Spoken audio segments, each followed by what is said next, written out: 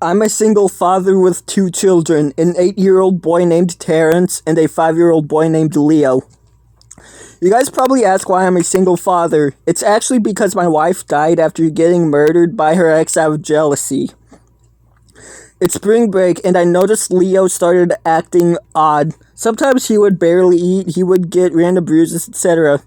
I felt concerned, so I took him to the doctor and the doctor diagnosed him with cancer. Before he passed away, he wanted to see how SpongeBob SquarePants was made. SpongeBob was his #1 favorite TV show every morning. He would go to the Nickelodeon channel to see SpongeBob before he goes to school since he wakes up at 6 a.m. Knowing how much Leo wanted to see SpongeBob behind the scenes, I went to the Make-A-Wish Foundation to make his biggest wish come true. We went to South Korea to visit the Rough Draft Studios to see how SpongeBob was animated, and then visited the Nickelodeon Animation Studio to see how they voiced the characters, made the storyboard, etc. There were even shelves of every SpongeBob episode and videotapes with the episode names labeled. I noticed an odd case on the Season 3 episode shelf labeled Darkened Heart, with some drawings of pieces of trash. I asked them about that, and they said that it was an episode made to spread awareness about the ocean and how we should be more careful about pollution in the sea. But the writers took the wrong turn and went too far to the point where it was deemed too dark to be aired and released. I thought that it probably wouldn't be as dark as they said, right? I learned the truth the hard way. In case it was true, I decided to watch it alone to avoid traumatizing anybody wanting to join me. Luckily, I found a room with a TV and a built-in DVD player. Now I can watch the episode while Leo and Terrence are in the middle of a SpongeBob behind-the-scenes tour. After I put the DVD in, the SpongeBob episode started. And so did my Journey of the Pollution episode that will soon pollute my innocence.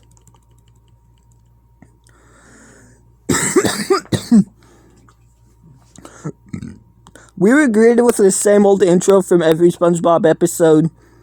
We got the talking pirate in a painting, SpongeBob playing the recorder on his nose, and the title card of, you guessed it, Darkened Heart. Because everything looked normal, I thought it was just a silly joke to scare me.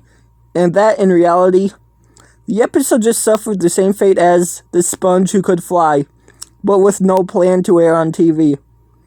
Maybe it was exclusive to an aquarium or part of a perk if you donate to some ocean charity. Man, I was wrong. It started outside, zooming into SpongeBob's pineapple and fading into his bedroom. Inside, SpongeBob seems to be shaking in fear with his eyes closed, like he was having a nightmare. Some videos like the Boston Tea Party, an oil spill, and a sea turtle choking on one part of a 6-pack ring up here for a couple of seconds. He woke up before his alarm went off, and after a couple seconds when he looks at his clock, the 7:40 foghorn wake him up grand alarm clock, or what SpongeBob calls alarmy, goes off while his face looked like he was looking outside a window at a car on a highway. He felt like he was in a strong, windy blizzard climbing up a mountain, using all his grip to avoid getting blown away to turn off his alarm. Soon, SpongeBob felt relieved that it was all just a nightmare, and he continued his life like nothing happened, changing into his clothes and going on a walk to his favorite job, the Krusty Krab. He noticed Mr. Krabs outside, next to lots of floating trash, from water bottles to pitchers of milk. He has buckets of paint and some tubes of glue with him. When SpongeBob asked his boss what he was doing, he told him that he wanted to build a large statue of a Krabby Patty out of the trash, and that hiring a sculptor to build a statue out of stone was too expensive. SpongeBob walks in and notices customers arguing about random objects inside their Krabby Patties. One said that a bottle cap was inside his burger. Another said that they had a whole slipper inside. A customer was mumbling unintelligibly with his mouth closed. When SpongeBob asks the customer what he's saying, the customer grabs out a piece of paper and a pencil and wrote to SpongeBob, "I can't even say anything because there was glue in my Krabby Patty, and while I was eating, that same thing glued my mouth shut." Customers started chanting the word refund while holding a sign with the same word. The screen goes to Mr. Krabs with his statue finished. When his money senses are tingling, the word refund goes from one ear to the other, one letter each. Mr. Krabs dashes inside the restaurant and asks what's wrong. They started yelling at Mr. Krabs, opening their half-eaten Krabby Patties to reveal random objects inside while yelling out in unison, "Explain this!" I chuckled a bit, especially on that one scene where a customer reveals an entire life scuba diver inside a Krabby Patty as the diver swims away, looking embarrassed. Mr. Krabs started to demand SpongeBob to cook the Krabby Patties, clean and tasty. SpongeBob goes into the kitchen to try to make a Krabby Patty, but it was full of trash. He tells Mr. Krabs about the trash in the kitchen. The camera pans to Squidward asleep on the cash register with a Kelpie G magazine covering his face. Miss Krabs wakes him up to send him and SpongeBob on a mission to find out the cause of the random trash in Bikini Bottom and to end it for good. The screen transitions to SpongeBob and Squidward in the middle of a walk. It looks like the sun is going down and Squidward complains about how they were walking for hours to find nothing, and that he's going home throwing the hat on the floor hard. After Squidward leaves, SpongeBob feels upset, wondering how he's going to solve this mess. Then he got the idea to visit Sandy to see if she can find the origin of all this trash. As SpongeBob starts running, the screen transitions to the inside of Sandy's tree dome with Sandy working on something. SpongeBob kicks the door open while panting like he ran a marathon. He tells Sandy about the trash and that he needs her help to find out where all the trash is coming from. Sandy tells SpongeBob that she was working on an invention to try to get rid of the trash. In the middle of Sandy talking to SpongeBob, the camera pans to the window as the conversation gets quieter. Some trash bumped into the glass of the tree dome, and the debris from one of the trash cracked the glass. The camera goes back to SpongeBob and Sandy, and they hear a crack. They looked around and noticed the crack in the window. The crack started getting bigger and bigger before it fully broke and all the water got in. SpongeBob quickly takes off his water helmet, pours all the water out, and gives it to Sandy so she can breathe while the flood fills up the tree dome. After the flood, Sandy told SpongeBob that she might have to pause on developing something to get rid of the trash to repair the tree dome. It's now nighttime, and SpongeBob has found an empty city that looks pretty unnerving. He checks the buildings and they're all empty, although he did check a farm only to find Patrick eating grass, and he told SpongeBob that some random dude told him to eat some greens, and he ate grass because the grass was green. He was about to leave town when he noticed something that he hadn't seen before.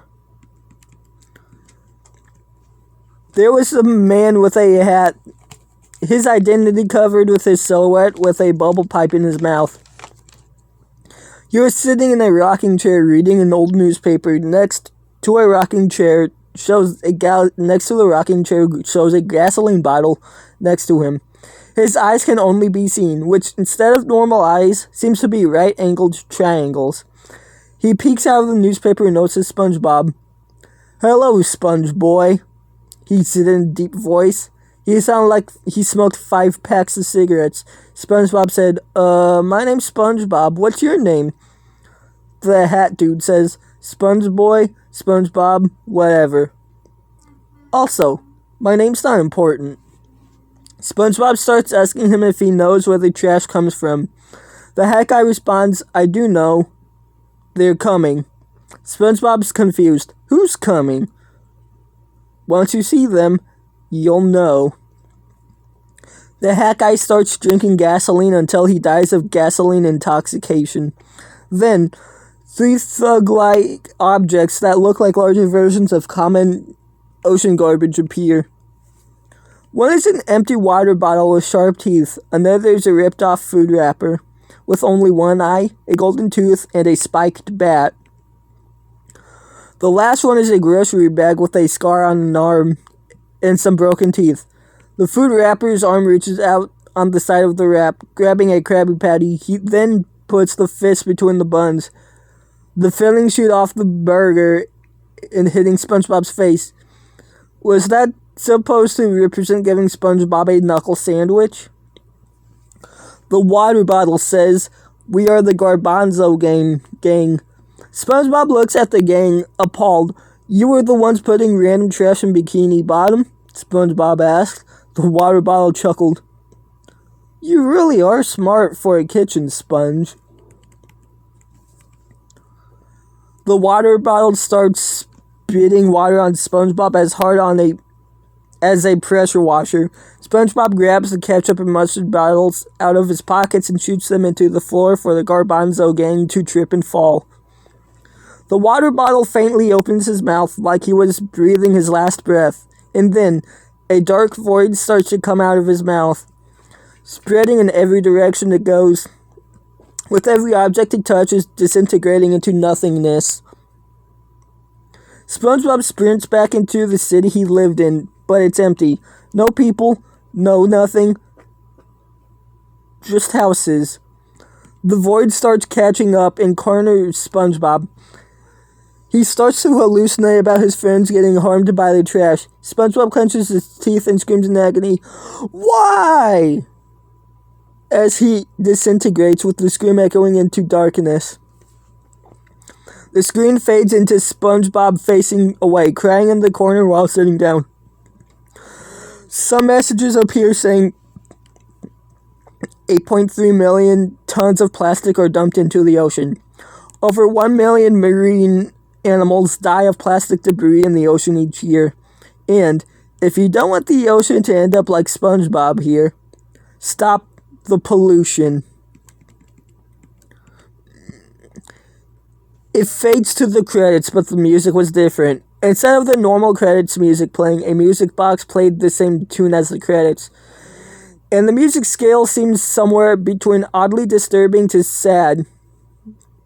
The music aside, the credits play like normal until we get to the United Plankton Pictures Inc. logo.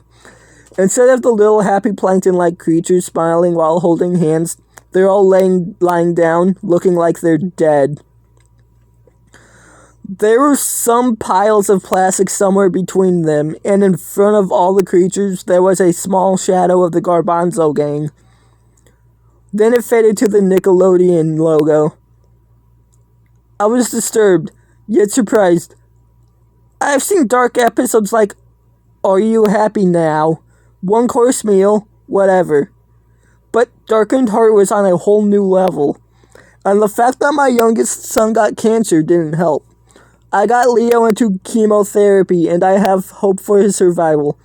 Sometimes I think it's called Darkened Heart for a reason. That the name was supposed to point to us. We were the ones who had darkened hearts. We were the ones throwing trash into the ocean. We were the ones putting the aquatic species in danger.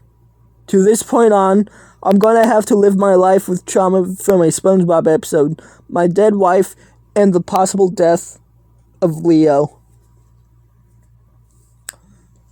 Now, before we get into what I think of this creepypasta, we've got a little message from the author. That reads, "Hello guys, creator of this pasta here. This is the first lost episode creepypasta I've made. I hope this isn't too bad and I hope you enjoyed this. I'm planning to put in fun facts about this lost episode. Feedback is appreciated. The sequel to Darkened Heart has been released.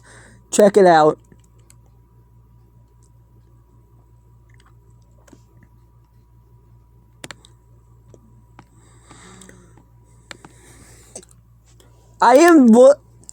I clicked on this and to my surprise saw that this was actually featured on the Lost Episode Creepypasta wiki because it's great quality, includes great English usage, avoidance or subversion of cliches, stuff like that. Like, there are some mistakes here and there, but they're few and far between. Like, they're almost unrecognizable because, again, there's so few, like, it doesn't really matter. And it does avoid cliches. It avoids cliches 100%. But as to if this is high quality, I mean, don't get me wrong, it's definitely better than the Puyo's Son creepypasta I read a couple weeks ago. It's definitely better than that, but when it comes to, like, another creepypasta I read on this channel, like Dark Square, for example, like, it pales into comparison. But as to how it fails in comparison to storytelling, for, like, plot of the episode and stuff like that, as compared to Dark Square, cancer, and the fact that when you come to realize that we are, in fact, the ones who are, in fact, polluting the ocean and destroying and killing the ocean life, it really makes you think. It really does. So while not as good as in storytelling as Dark Square was, like, it makes up for that with you thinking, maybe we really are not that great of people. But yeah, that's all I have to say about Darkened Heart. And let's move on to the sequel. So before we read the sequel of Darkened Heart, there's a spoiler alert and disclaimers little note here. That reads, this creepypasta is the sequel to Darkened Heart. So before you read Burning Mind, read Darkened Heart first to avoid any spoilers, which just finished, in fact. If you want to upload a video of yourself reading my creepypasta to YouTube or any other video platform, include the spoiler alert in the beginning, and provide a link to Darkened Heart in the description. Thank you for reading the disclaimer, and this took me about 2.5 months to make this. I hope you enjoy the story, and happy reading. Now, with this, I am going to have to, like, put links. I mean, I really don't have to because, again, I mentioned that I was going to be reading, and I did include the spoiler alert before starting to read this story, but yeah, without further ado, let's actually start the story. Hello everyone, this is Leo here. If you read Darkened Heart, you probably know who I am. If not, let me tell you. I'm just a 5-year-old boy living with only a father and one older brother named Terrence. My mom was killed by her ex from jealousy at the park, and her ex attempted to kill my dad as well, but we luckily escaped. I was diagnosed with cancer, and when I was on a trip to a behind-the-scenes tour of my favorite show, SpongeBob SquarePants, my dad found Darkened Heart. How do you know? You may ask. One thing my dad didn't know when he wrote this story was that I was also a fan of creepypastas, not just SpongeBob. And when I came across Darkened Heart and noticed the main character's traits that are too linked to my dad to be considered a coincidence, I instantly knew it was my dad without a doubt. Here are some facts my dad didn't tell you about me. First, I am best friends with a classmate at school named Ayana. She also loves SpongeBob, and we had things in common, so I think we can easily click and be BFFs. Before I was diagnosed with cancer, I asked her if we could hang out for a SpongeBob watch party, and she accepted. Although because my dad took me on a surprise trip to the hospital after noticing my symptoms, I had to cancel the watch party. Fast forward a couple of weeks after my dad got me into chemotherapy, I was sent to the hospital to get my test to see how my cancer is going. I got the results, and it says that my cancer is finally gone. I was excited, and when I got to school, I rushed to my first classroom period and excitedly told all my classmates that my cancer was gone. They all cheered, and my BFF hugged me. I told them that I had planned to host a celebration party and that everyone was invited. I even told my dad, and he allowed it, having a behind-the-scenes tour of my favorite show and beating cancer. I think I'm probably living the best life. So we were partying and we were going crazy. Oh man. You know what? No, I'm not gonna. This is just. I'm gonna stop reading the story for a minute here, which is something I don't want to do. But this is just unnecessary detail right here. Like, Leo's introduction was fine. And again, normally I would do something. I would share my thoughts after I read a story, but I think for this one, I'm gonna make a special case because the introduction, Leo's introduction was fine, but this little party is just completely unnecessary, and we don't need it. We really do not need this story to have a bunch of unnecessary, stuff.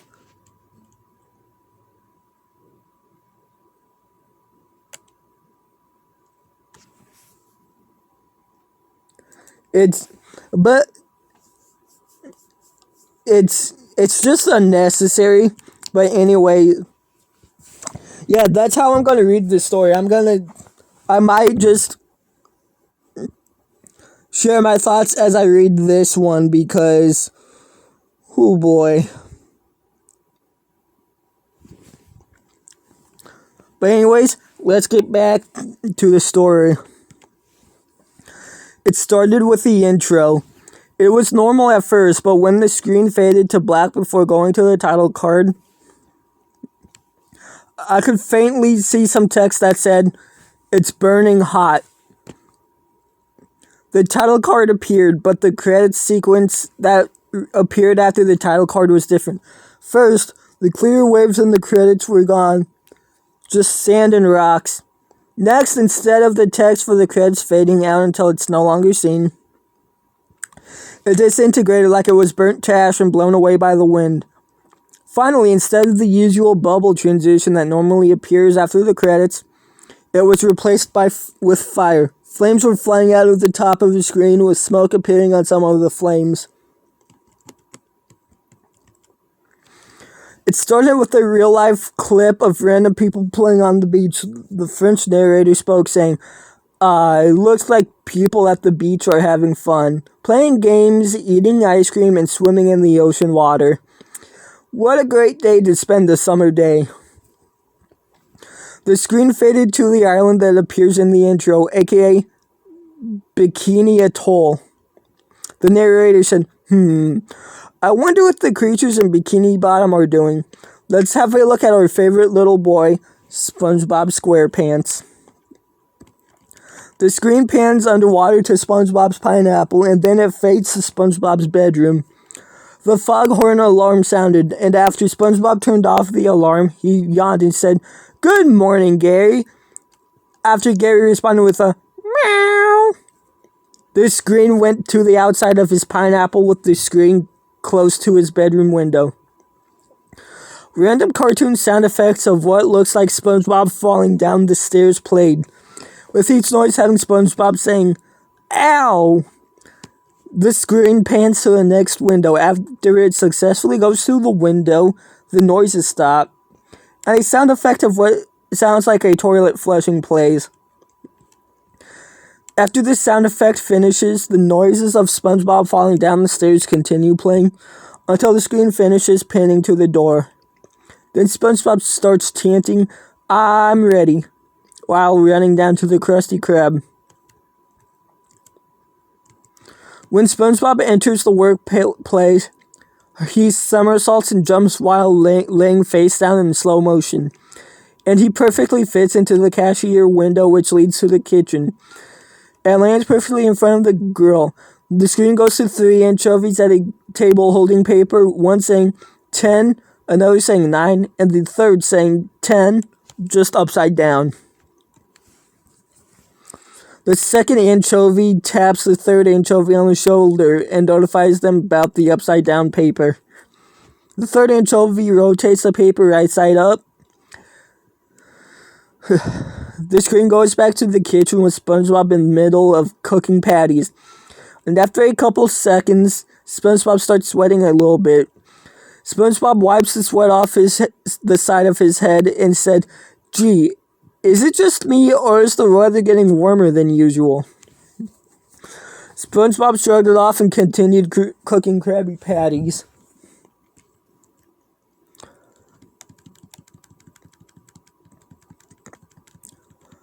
Okay, so from what I just read, for right now so far, it does start off like a normal SpongeBob episode would, especially nowadays. And I gotta give the author props for that. But anyways, let's continue on.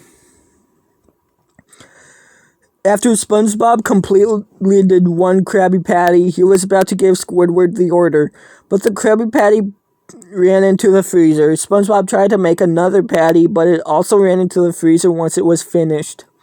Squidward yelled at SpongeBob saying, "SpongeBob, where are the Krabby Patties? The customers are waiting." SpongeBob explained to Squidward about the Krabby Patties going to the freezer, but Squidward didn't believe him. SpongeBob cooked a Krabby Patty again while Squidward was watching, and the Krabby Patty went to the freezer like the others. SpongeBob notified Mr. Krabs about the problem, and he cooked another patty to show Mr. Krabs, and of course, the patty ran to the freezer. I don't even know why it's happening. Let me think for a second, Mr. Krabs said. A sound of an oven timer plays, and after a couple of seconds, Mr. Krabs gasped in realization as the hypothetical oven timer dings. And he clenched his fist as his expression changed to envy, and he yelled, "Plankton!" His fists were shaking, and Mr. Krabs' nose popped out with steam coming out. Mr. Krabs dashes to the chum bucket, and the screen goes to Plankton about to prepare himself some food. Mr. Krabs captures Plankton, and everything went to black. Mr. Krabs turned on a small lamp hanging from the ceiling, and it revealed Plankton being tied up to a small chair as if he was being interrogated. "What did you do to the Krabby Patties?" Mr. Krabs yelled angrily. "Nothing! I swear, I was about to prepare myself some holographic meatloaf," Plankton answered with fear as his body started trembling.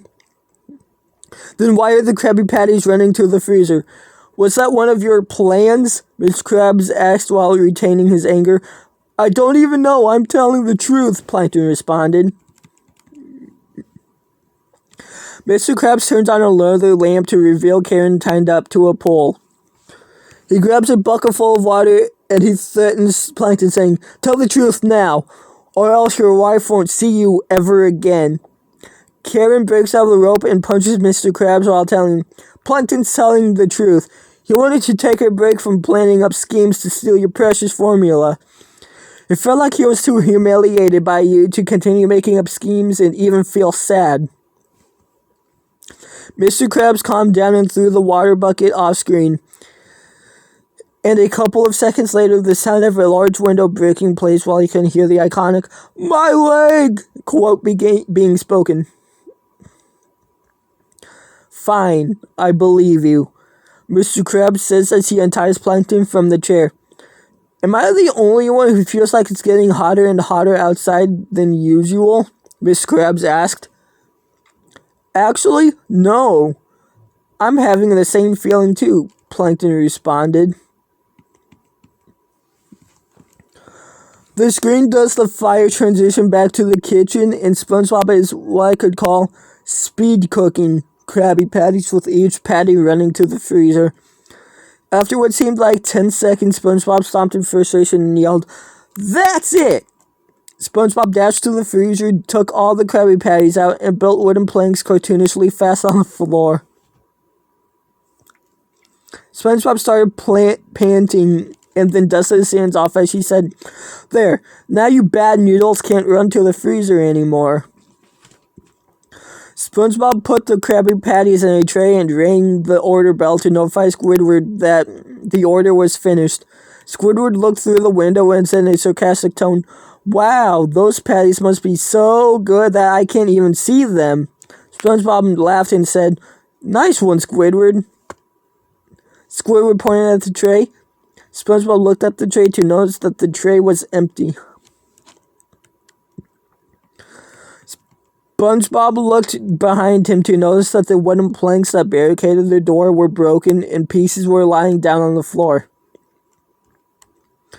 SpongeBob tries to get the patties out of the freezer, but the doors are locked. SpongeBob walks back to the grill in disappointment. SpongeBob looked upwards and he noticed something weird about Squidward. Squidward?" SpongeBob asked. "What?" Squidward replied. "Your nose is melting," SpongeBob told Squidward. Squidward looked down and he screamed as he ran to the freezer.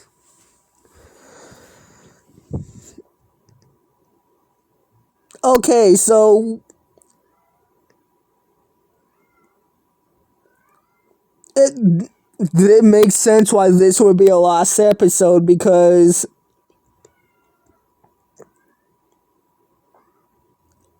unlike the actual SpongeBob episode where SpongeBob and Squidward think Mr. Krabs is a robot interrogating Mr.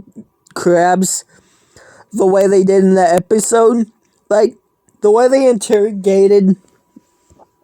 interrogated Plankton in this story is a more realistic and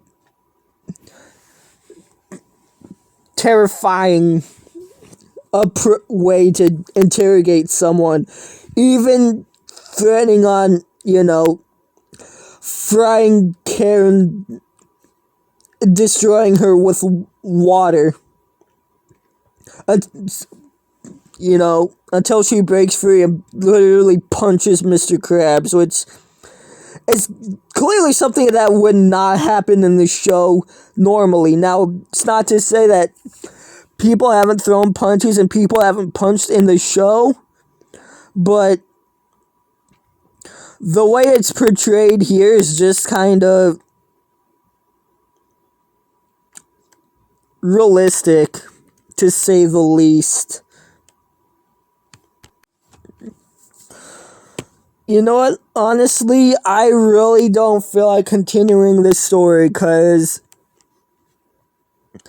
I'm sorry, I just can't. It's...